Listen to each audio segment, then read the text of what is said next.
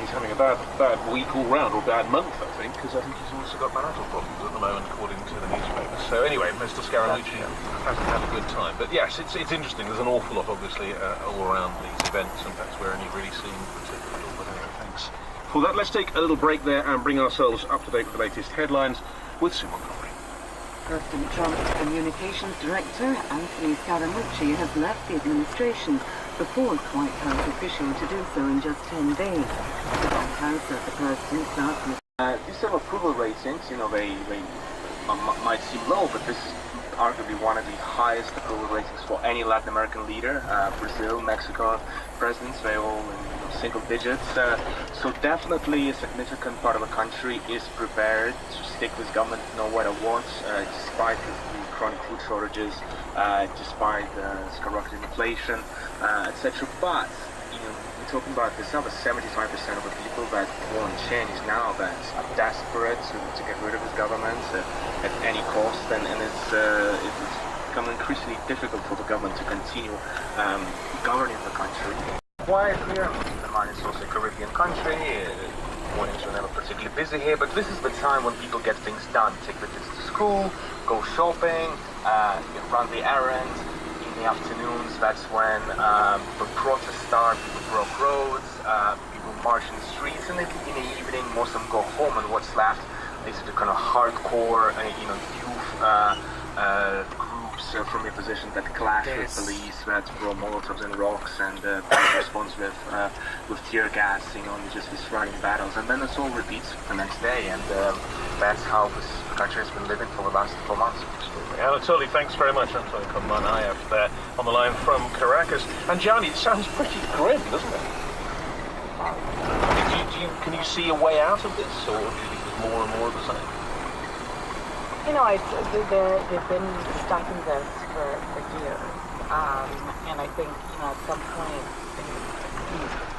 there needs to be pressure from the outside, and the U.S. sanctions are one way of doing it, but there must be pressure in a way that actually, there's an economy that helps. There's an economy, there's people, there's a shortage of food, there's medicine. I mean, it goes beyond just the internal politics, and I think there's a humanitarian side to it. There is a financial side to it. There is investors who have put money into this, and I think, a few months ago there was all this chatter about the various banks having bought Venezuelan bonds. And I think what's important to remember is that a lot of those bonds are in bonds.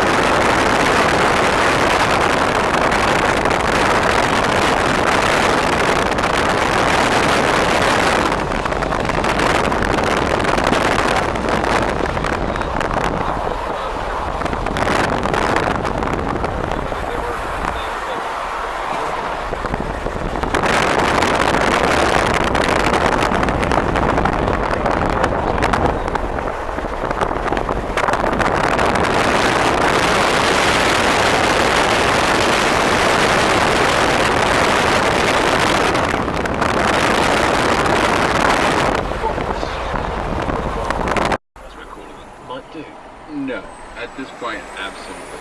I think the technology is still incredibly simple and pretty simple. Where the risk that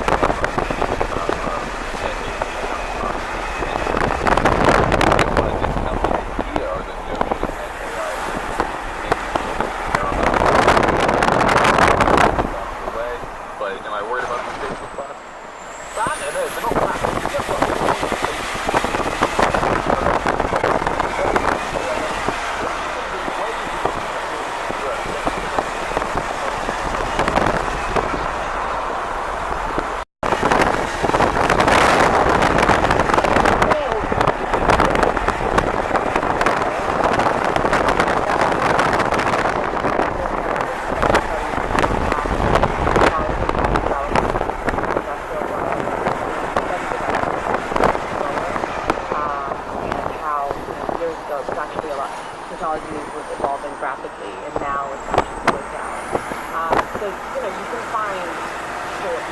find proof on both sides, but I'd say you have to be careful of how it's Okay, Jason, let me put that down. One of the things that's obviously there is the incentive to develop it.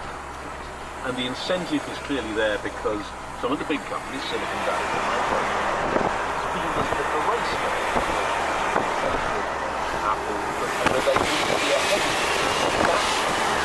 Oh, absolutely. And they're not running. Recently announced today.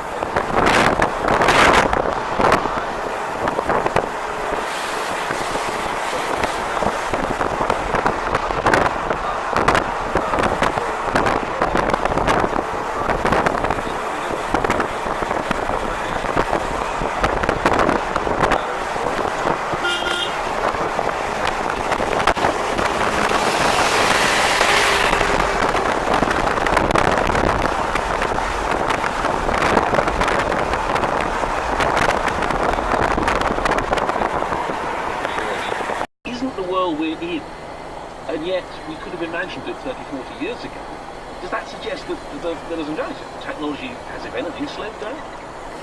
I think it's a reasonable question to ask in that sense that, certainly some of the things that we thought achieved from fruition have not, but at the same time, something like a smartphone, I think even 15 years ago was like very, very difficult to like conceive, and the things that it can do are like incredible. I mean, you look back at nuance in one of its other larger states, one would have to say, the next election, really, it doesn't look like he's going to be able to lose it. Of course, Indian politics is something that can change dramatically, but at this moment in time, Mr. Modi looks set to be India's Prime Minister for quite a period.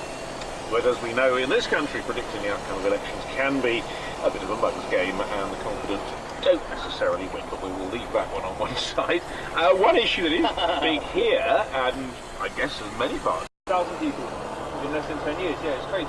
So from lawyers to celebrities to teenagers, more and more people are cashing in on the growing sneaker industry.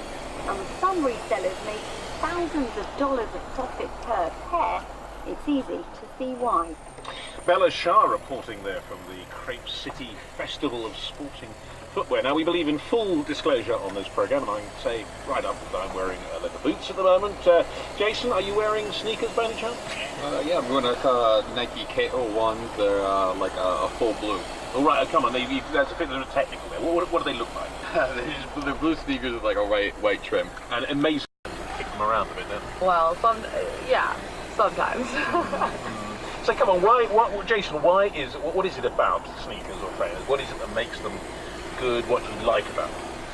I mean, I kind of agree with Johnny. Like it's form meets function meets style here. Like, you kind of have older shoes. Like the shoe that I'm wearing right now is actually kind of like based off of a shoe that's from the 80s, but still kind of like keeps a good look. It like can work with, a variety of different outfits. I wear them to work. Unfortunately, I have to wear them in a place casual enough, but they're nice enough that you can get away with them at a workplace like mine. So like it really does kind of like hit a lot of the cross sections to me about like what a great piece of clothing would be. Yeah, so everyone else at Mashable also wears sneakers?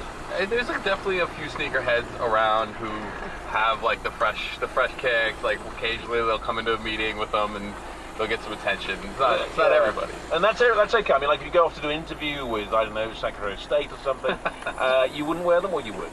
I Secretary of State, no. I don't know that there's anything quite classy enough for that. All right. And Johnny, how does it work in Hong Kong? I mean, you go off to meet the CEO of some major company. You're not going to wear your sneakers, are you? All right. I'd be wearing heels. That is a whole different ballgame. I would note though, in tech, all the tech CEOs are wearing these sneakers now. Yeah, that's interesting. So if you go to Silicon Valley, it's just everyone there is sneakered up. Is that right? Absolutely. Okay. So, and Johnny, In many industries, though, So people are wearing. Go ahead. Sorry, go ahead. No, I was just saying many industries, whether it's advertising or marketing, a lot of, people within the office will wear super stylish sneakers, and it is a thing. I just say they wouldn't necessarily wear them to formal meetings, and I think that's also, just a sign of respect. Not respect, but sign of just being like, okay, I respect this meeting, it's just feeling a little more formal about it. Yeah, so they're not as formal as heels or anything, obviously. Yeah, well, and sneakers still convey a little bit of a, casual, regardless of how nice they are. So what's the rules in Hong Kong? I mean, did everyone wear taking walking? Mopping, doing cleaning crew type stuff. Exactly. And in the second group, they also talked about all of these kinds of things, but in addition talked about the kinds of things that they did on a regular basis for and with nurses, doctors, patients, and patients' visitors. And we checked this multiple times, but this was not something that they were being asked to do. Often these kinds of things were going beyond the notice of those who supervised them in the hospital in which they worked. But for the cleaners who engaged in this, we ended up calling this job crafting. They were crafting the boundaries of their jobs in ways that we think made the work for them more meaningful. Was something that they very much undertook on their own. If I remember correctly, some of the people who found their work especially difficult were in fact doing work that might be argued to be against the rules. Yes, so some of the things that the cleaning staff members in this part of our sample described doing involved figuring out when would it be safe, for example, to give a patient a drink of water if they requested one, or when was it safe to help a patient to move or things like this, which moves into the realm of patient care and could very well get them into trouble. But the cleaning staff members we studied had developed systems of figuring out when was it safe to do these things, when was it okay to do these things versus when.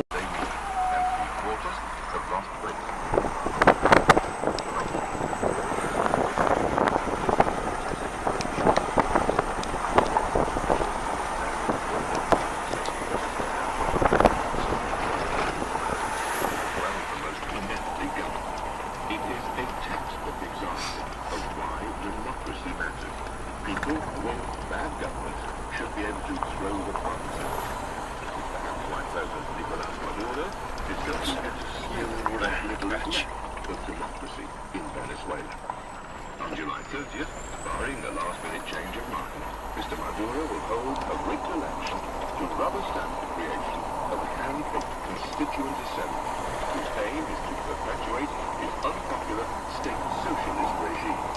It will complete the destruction of the power.